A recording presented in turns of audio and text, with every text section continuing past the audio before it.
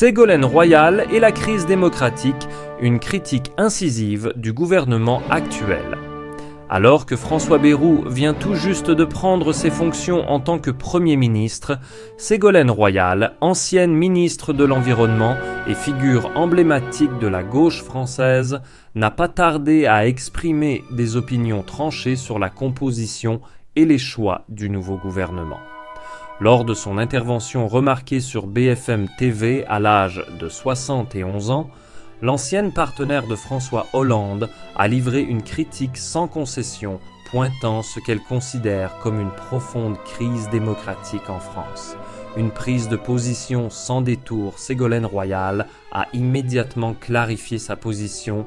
Son intervention ne découle pas d'une frustration personnelle ou d'une ambition non satisfaite. Je ne ressens aucune amertume à ne pas avoir été nommée, a-t-elle précisé. Toutefois, elle a dénoncé avec fermeté un gouvernement qui, selon elle, échoue à répondre aux attentes des citoyens. La démocratie repose sur la confiance et sur la construction concertée de solutions.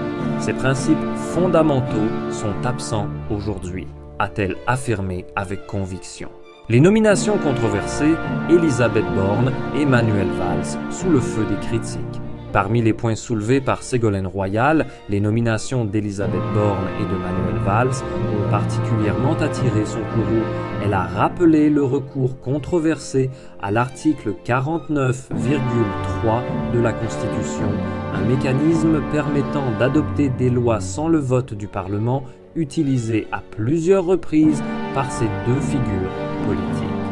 Sous la présidence d'Élisabeth Borne, cet article a été invoqué pas moins de 22 fois, notamment pour la réforme des retraites, une mesure qui a suscité une vive opposition de la part de la population française.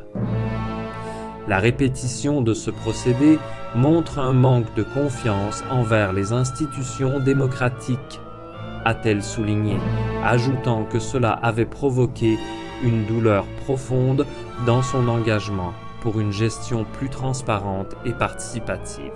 Manuel Valls n'a pas échappé à ces critiques.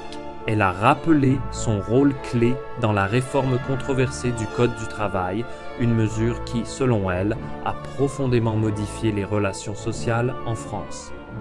Ces décisions politiques ne sont pas seulement des erreurs, elles témoignent d'une gouvernance déconnectée des réalités des Français, a-t-elle martelé. Une fracture au sein de la gauche. Les critiques de Ségolène Royal ne sont pas isolées. Elles reflètent une fracture croissante au sein de la gauche française, déjà divisée sur les orientations politiques du gouvernement. Alors que certains soutiennent une ligne réformiste incarnée par Élisabeth Borne, d'autres, comme Royal, plaident pour un retour à une gouvernance plus proche des citoyens et des valeurs fondamentales de la démocratie sociale. Le risque est grand pour la gauche de perdre son identité dans une quête effrénée de pragmatisme politique, a-t-elle averti. En s'attaquant à des figures clés de l'actuel gouvernement, Royal ne cherche pas seulement à critiquer, mais à ouvrir un débat plus large sur l'avenir de la démocratie en France. Un appel à une refondation démocratique. Pour Ségolène Royal, le défi principal de la France aujourd'hui réside dans la nécessité de refonder le contrat démocratique. Il ne s'agit pas seulement de changer les visages au sommet, mais de rétablir la confiance entre les institutions et les citoyens, a-t-elle déclaré. Elle appelle à une gouvernance basée sur la participation citoyenne, la transparence et le respect des attentes populaires.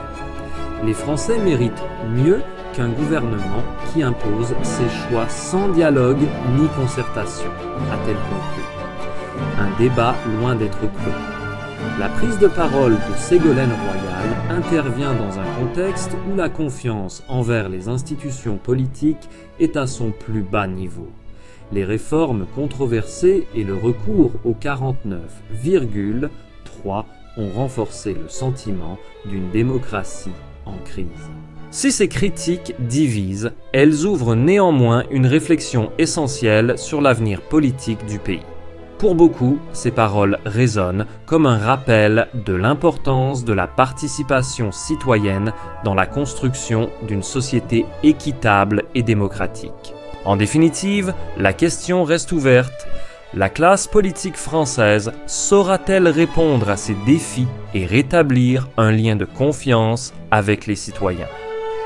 Une chose est certaine, le débat sur l'orientation politique et l'avenir du pays ne fait que commencer.